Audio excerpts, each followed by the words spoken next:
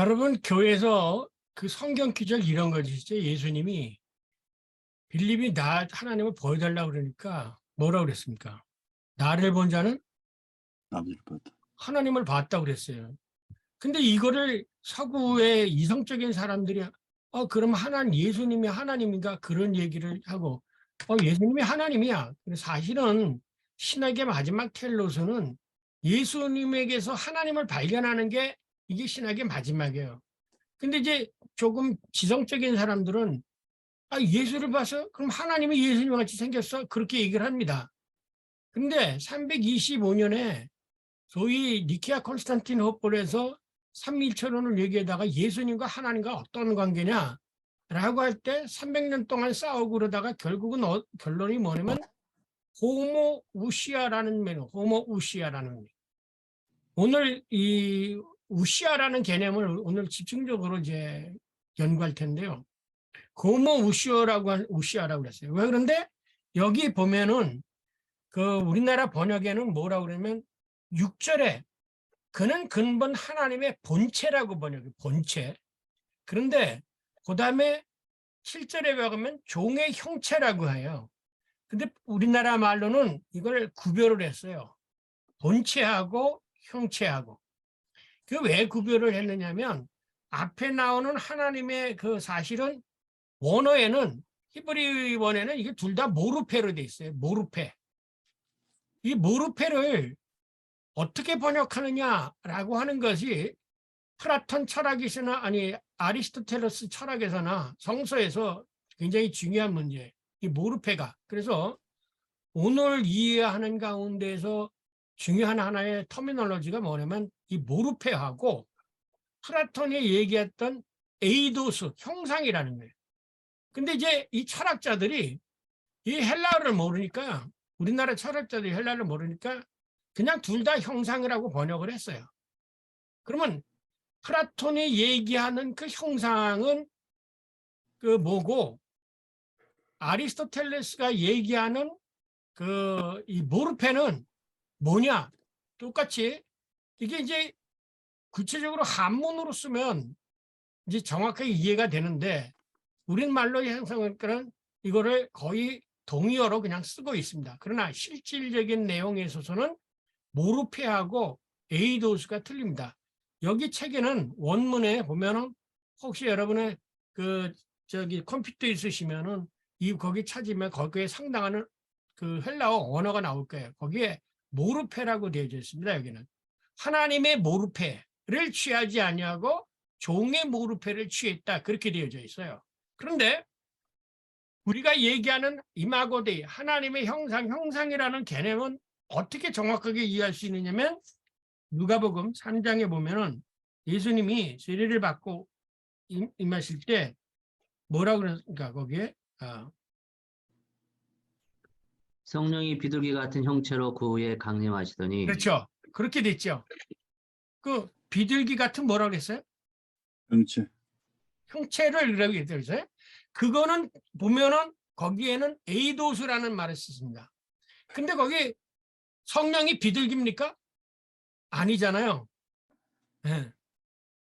그것은 뭐냐면 이 소위 보이지 않는 실제, 예를 들면 이데, 지난 전에 얘기했잖아요. 이데아 같이 보이지 않는 어떤 것이 그냥 단어로서 머물러 있으면 아무 의미가 없죠. 그래서 첫 시간에 그 플라톤의 이데아의 논을 얘기할 때 이데아하고 형상이 같은 의미로 쓴다.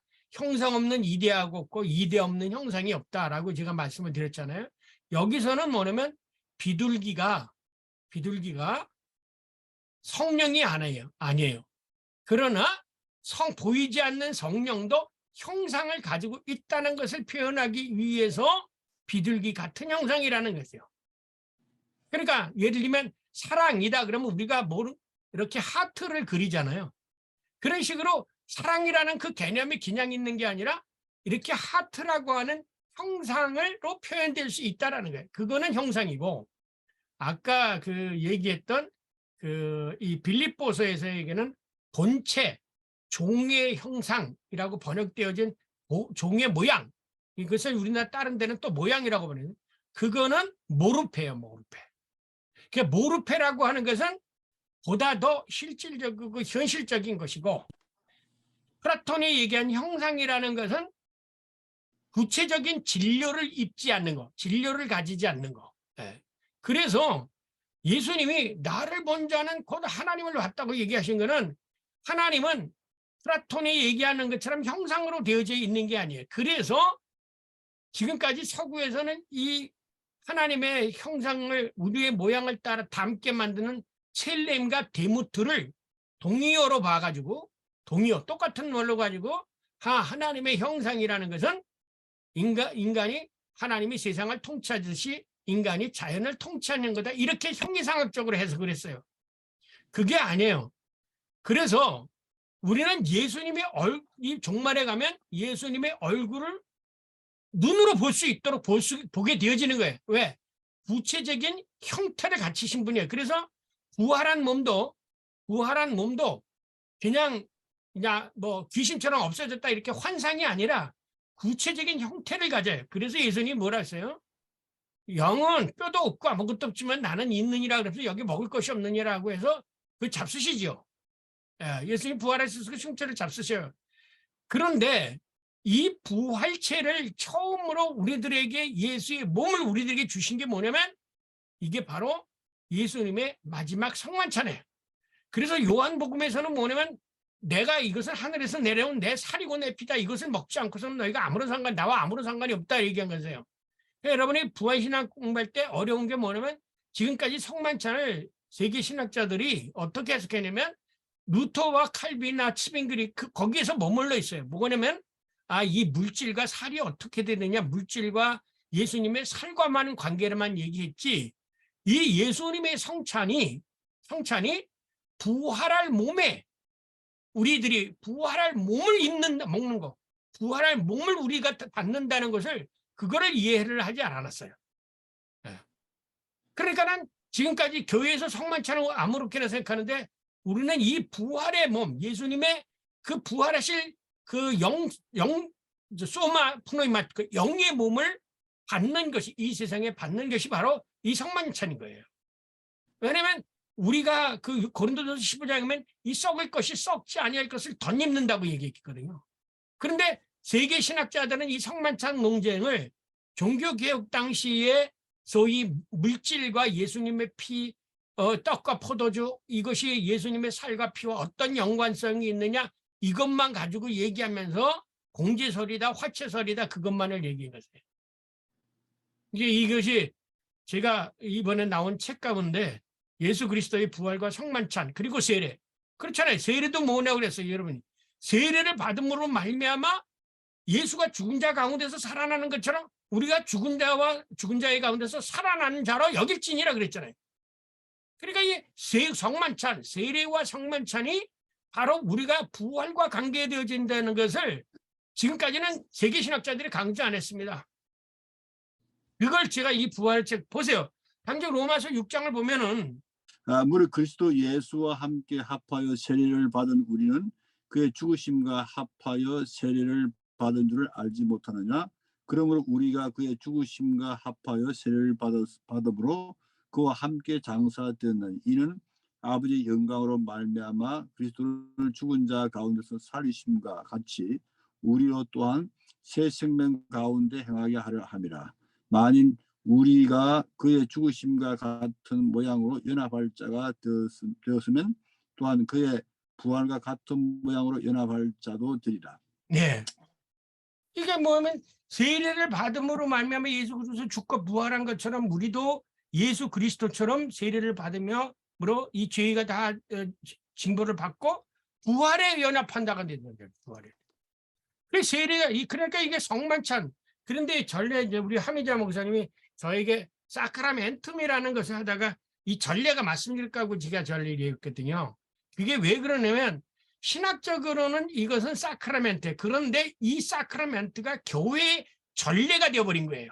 예수님이 심판을 하시고 세례를 베푼 이 사건이 교회 공동체의 하나의 전례가 되어서 우리가 교회에서 세례를 베풀고 그리고 성만찬을 참여하게 되는 거예요. 그러니까 그랬을 때는 이게 전례라는 게 되고, 그냥 일반적으로 얘기하는 사크라멘트라는 말 자체는 뭐가 되었냐면, 이거는 헬라어 무스테리온에서 온 거예요. 무스테리온. 이 무스테리온이라는 단어를 사크라멘툼으로 번역했고 이것을 성만찬, 사크라멘트는 거룩한 거니까 성만찬이라고 번역을 한 거죠. 그러나 그것은 그냥 신학적인 용어고 이것을 구체적으로 교회의 전례로 받아들인 거죠.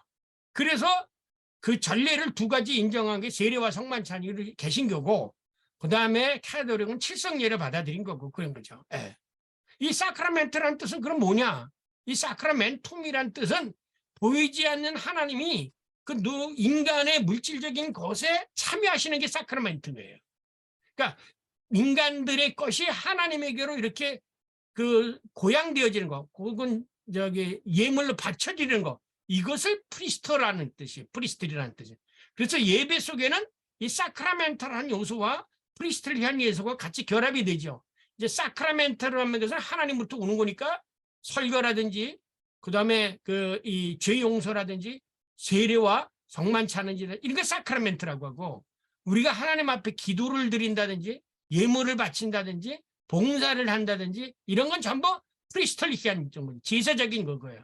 그래서 이 두 개가 겹치는데 제가 왜 이 얘기를 하냐면 사실 우리가 오늘 여기서 배우려고 하는 이 아리스토텔레스의 그 모르페 개념, 우시아의 개념 이 두 개의 가운데 그거는 모르시더라도 잊어버리시더라도 제가 오늘 얘기한 이 모르페라고 하는 것이 하나님의 모르페가 따로 있고 종의 모르페가 따로 있다. 그런데 예수님은 또 그 모르페를 같이 있기 때문에 거기서 그러나 뭐는 같아요? 본질은 같다 그래가지고 실체는 같다. 그래서 원래 이 우시아라는 개념이 실체라는 번역이 되는데 예수님과 그 실체는 같다. 본질은 같다. 속성은 같다. 그렇게 해서 이것을 니케아 콘스탄티노플에서 호모 우시아라고 그렇게 번역을 한 거예요. 그러니까 여러분이 교회에서 배울 때 호모 우시라는 개념이 그게 그냥 나온 게 아니다라는 것을 이제 이해를 하시기를 바랍니다. 그러나 그는 이 책은 본래 제1철학이라고 불렀다. 형이상학이란 단어에서 그리스어 메타, 휘페르란 이상, 뒤, 밑, 배후, 초, 곧 한계를 넘어간다라는 뜻이다. 따라서 그에 의하면 형이상학은 수학의학과 같은 자연 및 인간에 관하여 탐구하는 학문이 아니라 보편적 존재, 곧 존재 자체와 관련된 모든 것을 고찰하는 학문이다. 따라서 그가 형이상학을 제1철학이라고 부른 것은 모든 개별적 존재자들의 바탕이 되는 것, 곧 존재자의 본질을 연구하는 학문이라는 뜻이다. 바꾸어 말하면 모든 존재자의 못멋에 아래 놓여 있는 것, 곧 제1 첫 번째 것과 첫 번째 원인을 탐구하는 것이 형이상학이다. 이런 의미에서 그의 형이상학, 곧 제1철학은 가장 근원적인 것에 관한 그리고 최초에 존재한 것에 관한 학문, 곧 존재론이다. 그런데 아리스토텔레스는 제일 첫 번째로 존재하는 것, 제일 첫 번째 원인은 자신은 그 어느 것에 의해서도 움직이지 않고 오직 모든 존재자를 존재하게 하고 움직이게 하는 자, 곧 스스로 존재하는 자라고 규정하였다. 그런데 스스로 존재하는 자를 아리스토텔레스는 신이라고 생각하였다. 이런 점에서 그의 형이상학, 곧 제1철학은 바로 신에 관한 학문, 곧 신학이다. 더 자세히 말하면 그의 형이상학은 존재론적 신학 혹은 신학적 존재론이라고 이해할 수 있다. 그래서 그의 형이상학은 플라톤 이전의 신화적 신학과 비교하여 철학적 신학이라고 특징 지을 수 있다. 왜냐하면 그는 신의 존재를 인식하는 방법은 신적 계시나 개인의 종교적 및 심리적 경험을 통해서가 아니라 물질 세계를 탐구함으로써 신의 존재를 인식할 수 있다고 생각하였기 때문이다. 네. 자, 우리가 흔히들 신학 방법을 얘기하면 theology from above, 위로부터의 신학, theology above from below, 아래로부터의 신학이라고 이렇게 구분을 하는데 철학에서 얘기하게 되면 플라톤은 위로부터의 철학이라고 하면은 아리스토텔레스는 이 자연 아래로부터의 철학이에요. 왜냐하면 플라톤은 눈에 보이지 않는 그 초월의 세계, 그 모든 것보다 먼저 있었던 이데아에 초점을 맞췄다면, 아리스토텔레스는 우리들이 살고 있는 자연으로부터, 거기서부터 이제 그 보편적인 것을 찾아냈기 때문에 아리스토텔레스의 철학을 아래로부터의 철학이라고 그렇게 얘기를 할 수가 있습니다. 자, 그러면 존재자는 형상. 아까 이 형상이 아까도 얘기했지만 에이도수하고 모르페를 다 형상이라고 얘기하고, 그래서 저는 여기서 에이도수는 형상이라고 얘기하는데 아리스토텔레스는 이거에다가 모르페라는 단어를 같이 겸용했어요. 근데 이제 아리스토텔레스가 이것을 정확하게 구분을 안 해요. 구분을 안 하지만 혼동해서 쓰고 있지만 내용상으로는 에이도스라는 말보다는 모르페라는 이 개념에 가깝도록 아리스토텔레스가 설명을 하고 있습니다. 아리스토텔레스는 모든 존재자의 존재는 형상과 진료로, 그리고 존재자의 운동은 원인과 목적의 범주에서 분석하였다. 이후에 그는 모든 존재자를 10가지 범주, 곧 본질, 속성, 양, 관계, 능동, 수동, 장소, 시간, 위치, 상태에 따라서 분석하였다. 그러나 아리스토텔레스에게 있어서 존재자의 형상, 더 자세히 말하면 형태, 개념은 플라톤의 형상 개념과 정확히 일치하지 않는다. 플라톤에게 있어서 형상은 이데아를 존재론적으로 구상 및 묘사한 것이지만, 즉 진료가 결합되지 않은 개념으로만 있는 형상이지만, 아리스토텔레스에게 있어서 형상은 진료와 결합된 구체적인 형태, 곧 현실 세계에 드러난 모양을 가리킨다. 한마디로 말해서 아리스토텔레스에게 있어서 형태란 진료로 채워져서 겉으로 드러난 외형, 철학적으로는 사고 유형을 의미한다. 더 자세히 말하면 아리스토텔레스에게 있어서 형태는 집이라는 이데아의 진료가 결합된 초가집, 기와집, 아파트라는 개개의 집을 가리킨다. 이를 성경의 증언을 예로 들어 설명하면, 그는 하나님의 모습을 지니셨으나 하나님과 동등함을 당연하게 생각하지 않으시고 오히려 자기를 비워서 종의 모습을 취하시고 사람과 같이 되셨습니다. 그는 사람의 모양으로 나타내셔서, 이 말씀에 따르면 하나님의 구체적인 모습이 있고 종의 구체적인 모습이 다르다는 뜻이다. 그러나 아리스토텔레스의 형태 개념에 따르면 하나님과 예수님은 신이라는 본질에 있어서는 동일하다는 뜻이다. 반면에 플라톤의 형상을 성경의 증언으로 설명하면 다음과 같다. 성령이 비둘기 같은 형체로 그의 위에 강림하시더니, 여기서 성령은 비둘기가 결코 아니다. 성령이 진료인 비둘기의 몸과 결합된 것도 아니다. 그러나 보이지 않는 성령이 비둘기 같은 형상으로 임하였다. 그래서 그리스도인들은 비둘기로 보면 성령을 연상한다. 따라서 아리스토텔레스에게 있어서 하나님 인식의 전제는 바로 그의 형태에 관한 이론이다. 그러나 그는 플라톤의 형상 및 이데아 개념과 자신의 형태 개념을 혼용하고 있다. 그러나 플라톤에게 있어서 형상 없는 이데아는 존재하지 않지만, 아리스토텔레스에게 있어서 형태는 초월적 이데아의 세계에 있지 않고 현실 세계에 현존하는 사물의 형태로 드러난 것이다. 플라톤에게 있어서 이데아 및 형상은 저 세상, 곧 객관적으로 실제하는 피안의 세계에 있는 반면에, 아리스토텔레스에게 있어서 형태는 현실 세계 안에서 경험하고 화학 혹은 인지하고 눈으로 볼 수 있는 구체적인 사물의 형태이다. 더 자세히 말하면 플라톤의 형상 개념은 마치 종자가 앞으로 맺게 될 열매의 형상을 이미 그 종자 안에 내포하고 있다. 그래서 그는 이데아와 형상을 동의어로 사용하였다. 그러나 아리스토텔레스는 형상 혹은 형태는 우리들의 현실 세계 속에서 보고 경험할 수 있는 개개의 사물 내부 속에만 존재한다고 생각하였다. 즉, 이데아의 세계에 사물의 형상은 없다는 것이다. 반면에 플라톤은 형상 및 이데아는 개개의 사물을 떠나 저 세상, 곧 피안의 세계에 있다고 주장하였다. 반면에 아리스토텔레스는 사물의 실체는 현실 세계에 존재하는 존재자의 형태 속에 있다고 생각하였다. 그래서 그는 실체를 그 사물의 본질이라고 생각하였다. 이러한 점에서 아리스토텔레스의 형상 및 형태론과 플라톤의 형상 및 이데아론은 실질적인 면에서 차이점이 있다. 그렇다면 아리스토텔레스에게 있어서 형상 및 형태란 구체적으로 어떠한 것인가? 그의 형태 및 형태 개념은 그의 진료 개념과 연관해서 이해해야 한다. 그 의미를 보다 깊이 이해할 수 있다.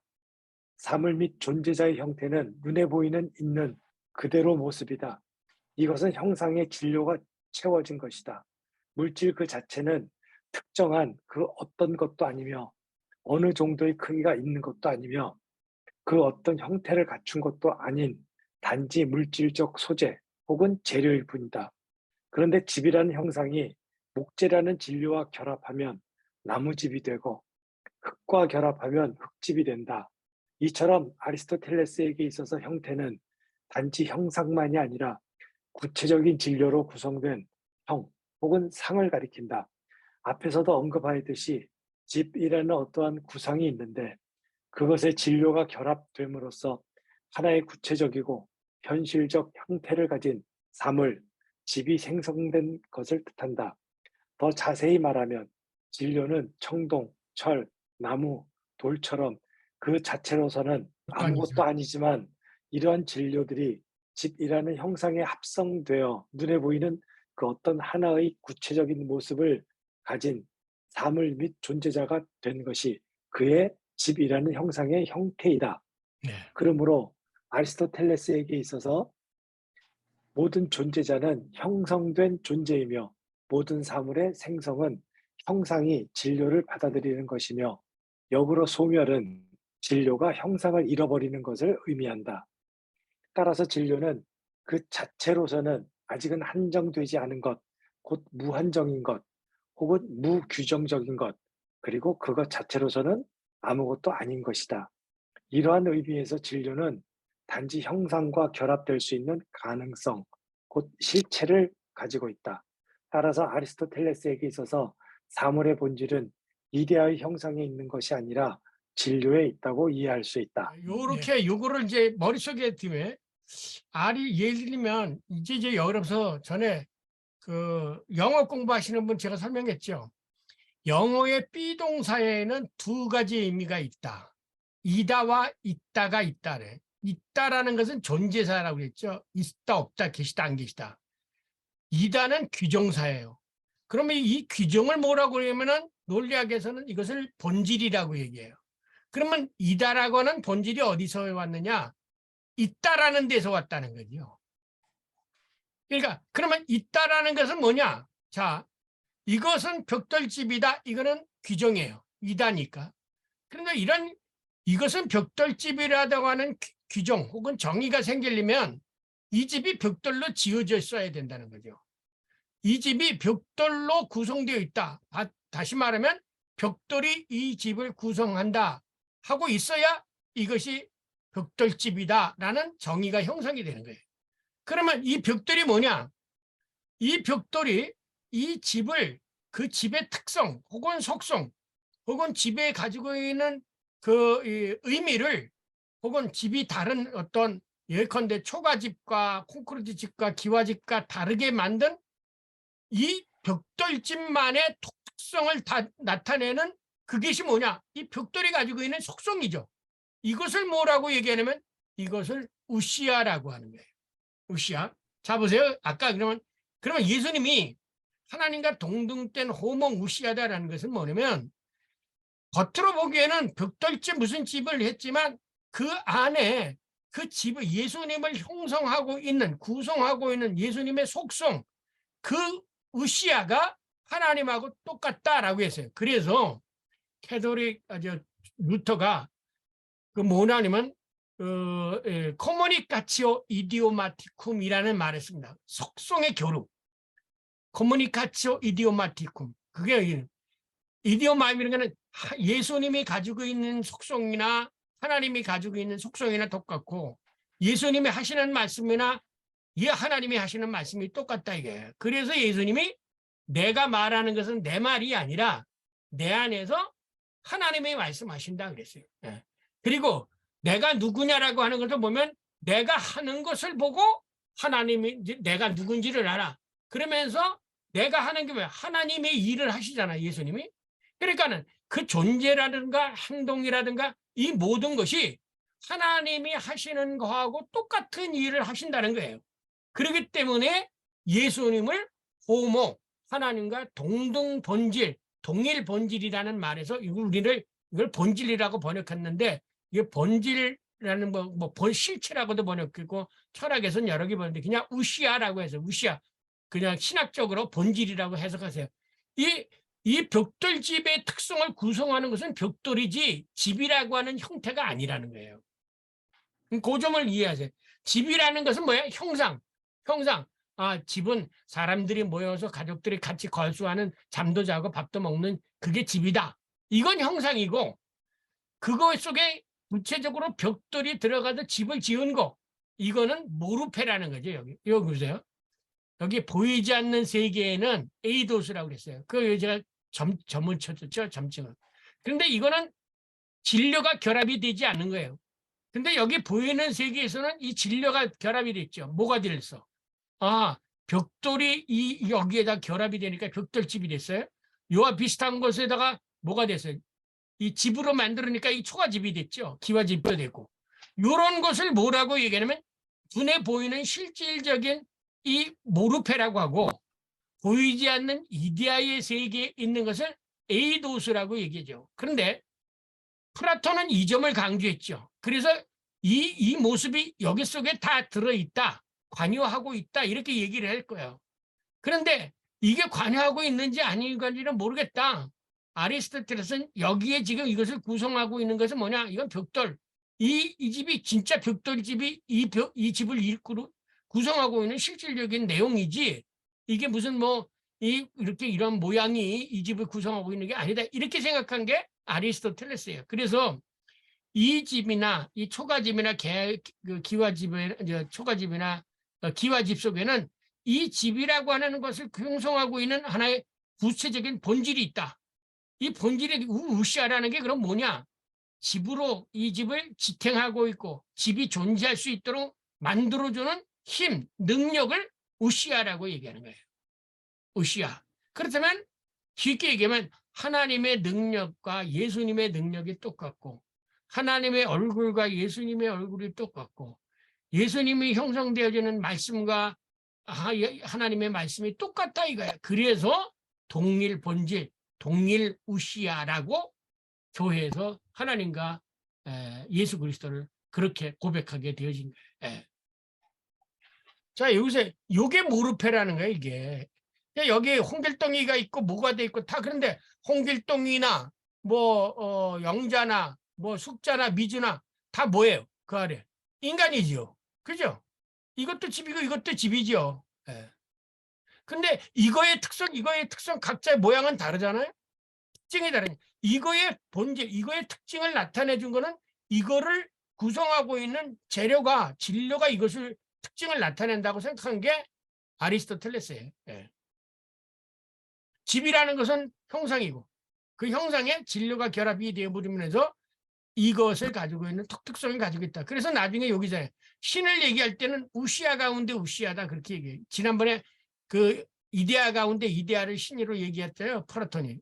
아리스토텔레스는 우시아 가운데 우시아가 또 신이라고 얘기해요. 이게 뭐예요? 개념이죠. 그러나 기독교에서는 그런 개념으로 설명을 하지 않지 않습니까? 구체적으로 실질적으로 이 세상에 오신 분을 얘기하잖아요. 아리스토텔레스의 모든 세상이 근본적으로 존재하고 있는 것은 실체에 대한 개념이다. 그에 의하면 실체란 우리가 볼 수 있는 구체적이고 개별적인 사물이 있다. 즉 존재한다라는 뜻이다. 네. 그는 사람, 동물, 식물, 막대기, 돌덩이, 산, 강, 바다, 해, 달과 별과 같은 수많은 개별적인 사물들이 실제한다고 주장하였다. 그래서 그는 보편자는 항상 개별적인 사물들에서 생겨난다라고 주장한다. 그는 하나하나의 개별적이고 구체적인 사물의 실체를 우시아라고 명명하였다. 그런데 구약에 있어서 우시아는 구체적으로 존재하는 개별자만을 의미하지 않는다. 우시아는 구체적으로 존재하는 개별적인 개체뿐만 아니라 다른 많은 것들이 존재하고 있음을 의미한다. 그래서 우시아를 문자적 의미로 번역하면 존재하는 것 일체 혹은 존재 그 자체를 뜻한다. 즉 현존에 있는 개별적 존재 전체가 우시아 곧 존재하고 있다는 것이다. 이런 점에서 존재 그 자체 혹은 현존하는 실체 그 자체가 사물의 본질이라는 것이다. 왜냐하면 모든 존재자에게는 그 사물을 존재하게 하는 힘, 능력이 있기 때문이다. 그러므로 아리스토텔레스에게 있어서 존재한다는 것은 곧 능력 및 힘이 있다는 것을 뜻한다. 왜냐하면 그는 사물이 존재하려면 그 사물이 존재할 수 있는 힘, 그리고 움직이려면 운동할 수 있는 능력이 있어야 한다고 생각하였기 때문이다. 그래서 그는 모든 존재자에게는 그것을 존재하게 하는 그 어떤 힘 혹은 능력이 그 안에 내재되어 있어야 한다고 생각하였다. 이런 의미에서 그에게 있어서 우시아는 바로 사물을 현존하게 하는 능력 및 힘이다. 그래서 지금까지 우시아를 혹자는 사물의 본질로, 혹자는 우시아를 형태와 동의어로 보아 실체라고 번역하였다. 더 나아가 아리스토텔레스는 감각을 형성하는 그 무엇도 우시아라고 불렀다. 예를 들면 장미가 붓다, 물이 차갑다, 사탕이 달다, 약이 쓰다고 할 때 붉게 하고 차게 하고 달게 하는 그 어떠한 성질 및 속성이 장미, 물, 사탕, 그리고 약 속에 실제한다고 보고 그 특성을 나타내는 성질 및 속성을 우시아라고 불렀다. 이러한 의미에서 그에게 있어서 우시아는 존재하는 사물이 가지고 있는 속성, 성질도 포함한다. 즉, 그에게 있어서 우시아는 개별적인 사물이 담재하고 있는 본질적인 그 어떤 것을 가리킨다. 왜냐하면 구체적인 형태를 가진 사물의 특성은 형상에 있는 것이 아니라 진료에 있기 때문이다. 이런 점에서 우시아를 구체적인 형태를 지탱해가는 실체라고 번역한 것이다.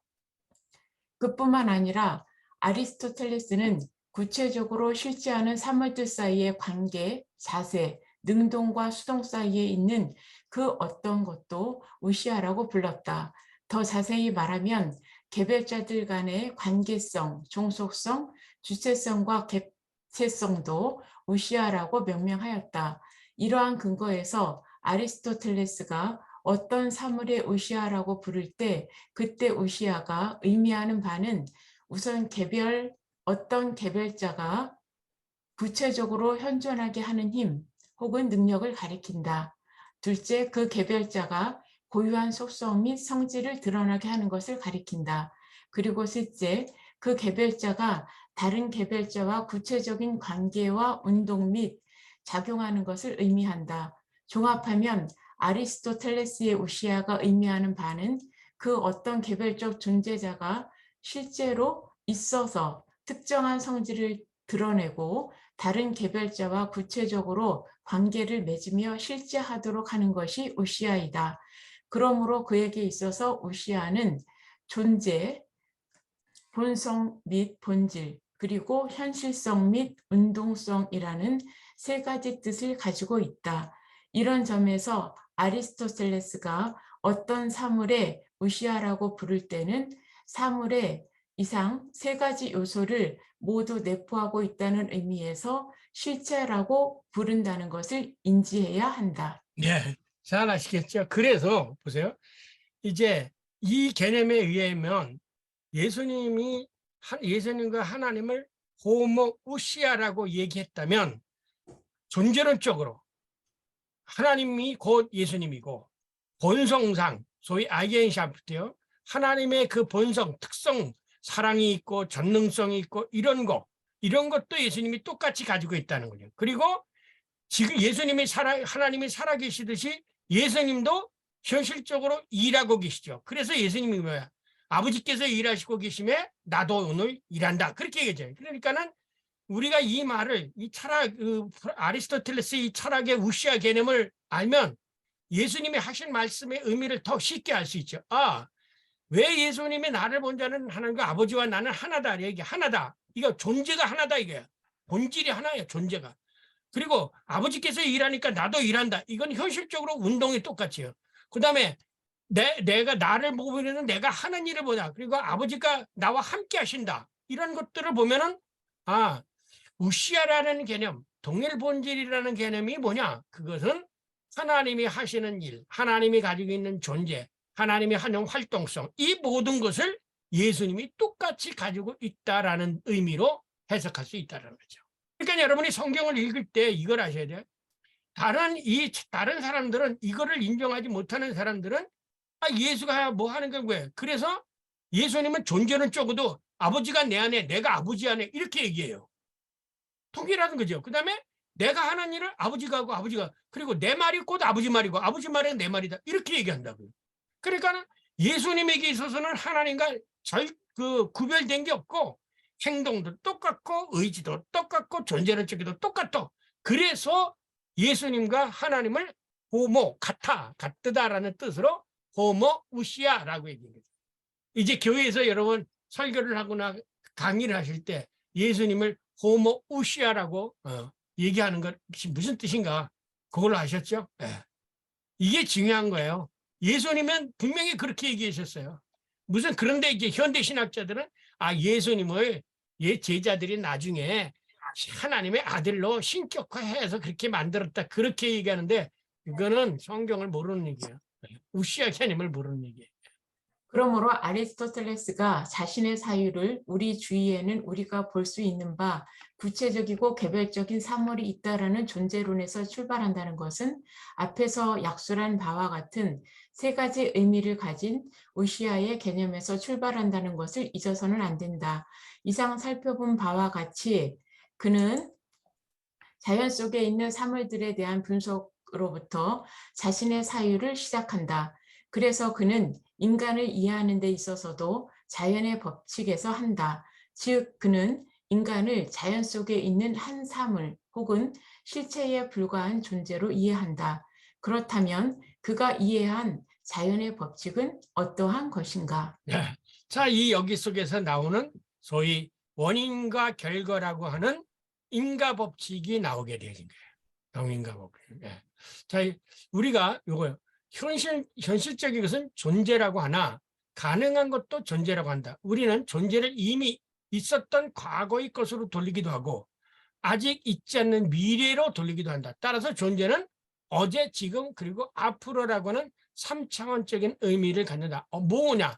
이것은 어떤 것이 존재한다고 하면은 지금까지 있어 왔다는 거고 지금 있다는 얘기고 앞으로도 있을 수 있다라는 얘기예요. 그래서 우리가 누가 존재한다 이것은 얘기할 때 뭐의 존재라는 개념을 얘기할 때 존재는 어제도 있었고 지금도 있었고 앞으로 있다라는 거죠. 그래서 예수님이 뭐라고 했습니까? 이 존재를 나는 과거에도 있었고 알파 그전에도 있었고 지금도 있고 앞으로 있다. 그래서 항상 존재한다 그러죠. 그러나 이 세상적인 것은 존재했다가 없어져 버리잖아요. 참 그래서 예수 그리스도를 참 존재 베레라는 말을 쓴 거예요. 참된 존재. 참 그래서 철학적으로 그러면 참된 존재, 참 인간, 참 하나님 이렇게 말하는 거예요. 네. 여기서 참이라는 것은 있다가 없어질 것은 참이 아니에요. 영원한 것이 참이기 때문에 참이라는 말은 어제도 있고 지금도 있고 앞으로 있을 거예요. 그래서 참 존재다 이렇게 있어요. 참 존재다. 예수님은 참 존재다 이렇게 표현했는데 이거 이제 신학적으로 그 의미가 존재라는 개념 속에는 과거, 현재, 미래라는 것이 같이 있어야지 오늘 있다가 내일 없어질 거는 존재가 아니고 과거에는 없었는데 지금 있는 거 이건 존재가 아니다. 그걸 좀 아니고 그 다음에 이게 바로 이제 우리가 잘 아는 요 방식으로 이제 저희가 아리스토텔레스가 신존재 증명을 했고 요 방식을 그대로 받아들여서 토마스 아퀴나스가 신존재 증명을 한 거예요. 그래서 나중에 끝에 가면 뭐라 그러면 아리스토텔레스의 영향을 가장 많이 받은 게 중세 캐토릭 신학이에요. 그것이 절정에 이른 것이 뭐냐면 토마스 아퀴나스가 쓴 신학대전이고, 그 신학대전 속에서도 신존재 증명이 바로 인과법칙에 의해서 신존재 증명을 해온 아리스토텔레스 것을 그대로 받아들인 거예요. 그대로 받아들인 거예요. 네. 그러니까 신학대전 안 읽으셔도 이 아리스토텔레스의 이 신존재 증명, 인과법칙에 의한 신존재 증명을 알면은 토마스 아퀴나스의 로마 캐토릭의 그 가장 유명하다고 하는 로마 캐토릭의 토마스 아퀴나스 신학대전을 다 읽은 거나 다름없습니다. 요거 중요한 건데 간단한 거기 때문에 요것만 마치고 하겠습니다. 만물의 운동법칙, 인과법칙에 의한 신존재 증명. 네. 아리스토텔레스는 자연의 탐구 방식을 우시아, 실체에 대한 네 가지 의미에 상하게 네 가지 탐구 방식을 제시한다. 자연에 대한 탐구의 네 가지 방법을 그는 자신의 형이상학에서 제시하고 있다. 우선 그는 자연 세계를 형성하고 있는 사물의 실체와 관계와 과정, 그리고 운동을 탐구의 대상으로 삼아 어디서나 보편적으로 타당한 원리들을 찾아내고자 하였다. 그는 우선 모든 사물은 네 가지 원인 속에 존재한다고 보았다. 그래서 그는 형이상학에서 사원인설을 주장한다. 아리스토텔레스는 자연의 네 가지 탐구 및 분석 방식을 아이티아라는 개념으로 표현하였다. 네 가지 탐구 방식은 다음과 같다. 첫째, 그것은 무엇으로 되어 있는가? 둘째, 그것은 무엇인가? 셋째, 그것은 무엇으로 만들어졌는가? 넷째, 그것은 무엇에 유용한가? 이상 네 가지 질문에 대한 답변은 사물에 따라서 다르겠지만 그 대답은 앞에서 설명하였듯이 첫째 진료, 둘째 형상, 셋째 작용 및 원인, 넷째 목적에 대한 설명으로 주어졌다. 따라서 모든 실체는 정적인 면에 있어서는 진료와 형상으로 이루어졌으며 동적인 면에 있어서는 작용과 목적에 의해서 움직인다는 것이다. 한마디로 말하면 모든 우시아, 즉 실체는 앞에서 살펴본 진료와 형상의 종합이며 원인과 목적에 따라 작동한다는 것이다. 아리스토텔레스에 의하면 모든 사물의 운동은 두 가지 종류로 분리된다. 하나는 다른 것을 움직이게 하는 능동적인 운동이고, 다른 하나는 다른 것에 의해서 움직여지는 수동적인 운동이다. 그러나 두 운동은 서로 분리되는 것이 아니라 서로 결합되어 있다. 이러한 능동적인 운동과 수동적인 운동을 종합한 것이 인과법칙이다.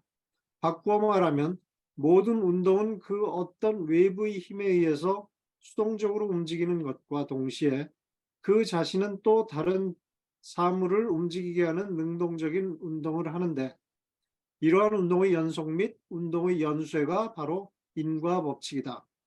왜냐하면 원인과 결과는 항상 동시적이기 때문에 원인으로 주어진 운동은 일정한 시간 내에서 생기며 그 운동이 바탕이 되어 또 다른 원인이 되는 연쇄작용이 일어나기 때문이다. 그런데 아리스토텔레스에게 있어서는 진료 개념을 거슬러 올라가면 제1진료가 있듯이 형상의 개념을 무한히 후퇴하면 제1의 형상, 즉 순수 형상이 존재한다. 그런데 이러한 인과운동의 연쇄 내지 연속을 분석해서 그 운동의 근원을 찾기 위하여 뒤로 계속해서 무한히 후퇴하면 맨 나중에는 다른 것에 의해서 움직여지지 않으면서 스스로 움직이고 있는 최초의 존재가 있다는 것이다. 이것은 스스로 움직이고 있으며 다른 것을 움직이게 하는 운동의 원인자이다. 이러한 것을 아리스토텔레스는 영원하고 필연적인 존재라고 생각하여 그것을 순수 현실태라고 명명하였다. 그는 진료를 가지고 있지 않은 변화하지 않는 이 순수 현실태를 영원한 존재라고 이해하였다. 동시에 순수 현실태를 운동 법칙의 차원에서 부동의 원동자라고도 명명하였다. 부동의 원동자란 다른 것은 움직이면서도 자기 자신은 움직이지 않는 것, 혹은 다른 것에 의해서 움직여지지 않는 것을 의미한다. 이 부동의 원동자가 바로 신학적으로 말하면 아리스토텔레스의 신이다. 이 신이 우주의 영원한 운동의 최초 운동자, 즉 움직여지지 않으면서 최초로 움직이게 하는 자이자 최초의 원인자이다. 결국 아리스토텔레스에 의하면 신은 순수 현실태로서 모든 만물의 움직임의 원인이 되는, 즉 모든 사물이 움직이도록 최초의 힘을 가한 최초의 운동자이다. 왜냐하면 그에게 있어서 현실태는 항상 가능태보다 먼저 있는 것이기 때문이며, 현실적인 것은 다른 현실적인 것에 의해서만 있을 수 있기 때문이다. 움직여지지 않으면서 맨 처음 움직이는 자의 최초의 운동자는 그 어떤 외부 운동에 의해서 움직이지 않고 현재 스스로 움직이고 있는 순수 현실태이다. 즉 순수 현실태는 우주의 인과 법칙의 운동에 지배받지 않으면서 스스로 현실적으로 움직이고 있는 존재이다. 존재론적으로 이야기하면 순수 현실태는 존재자들과 운동으로 연계되어 있지만 그러나 스스로 존재하는 자이다. 그러므로 이러한 신은 생명, 살아 움직임과 정신, 움직이게 하는, 그리고 존재, 현실적으로 있음을 자기 본성으로 가지고 있으며, 이 세상의 그 어떤 존재자들과 전혀 다른 절대적인 존재이며 세계, 즉 우주를 초월해 있는 일자라는 결론에 이른다. 결과적으로 아리스토텔레스에게 있어서 신은 존재, 정신, 그리고 생명이라는 세 가지 실체를 가지고 있다. 예, 감사합니다. 예. 시간이 얼마 없기 때문에 여기서 이제 오늘 끝마치려고 하는데요. 예.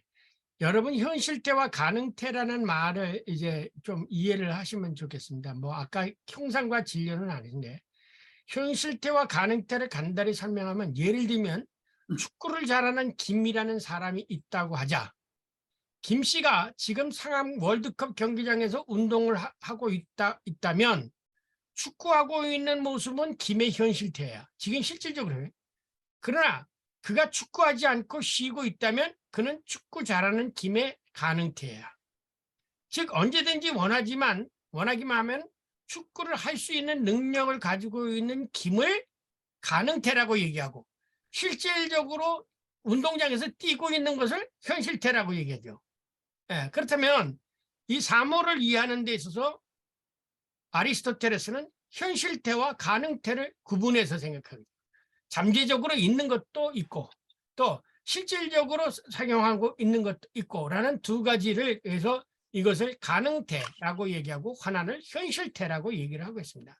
그러면 현실태는 건 엘렌테켈기아라는 것이고, 가능태라는 그 다이나믹, 그 능력, 힘, 그게 이제 내포되어 있잖아요. 안에 잠재져 있는 거죠. 언제든지 할 수 있는 거. 그러나 실질적으로 움직이고 있는 거. 예. 이제 이것도 신학적으로 설명을 하게 되면, 하나님은 뭐가 되겠습니까? 그 예수님은 뭐가 되겠어요? 예수님은 현실태가 되겠죠. 그리고 하나님은 가능태가 되겠죠. 언제든지 뭐 하실 수 있는, 이게 이제 억지로 거기다 껴 맞춰 본 겁니다. 예.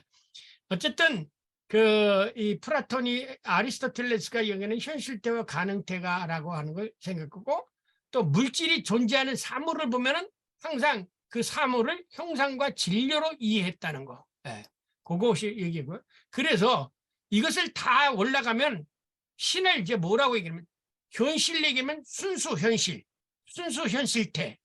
그리고 이제 원인을 얘기하면 제일 원인자.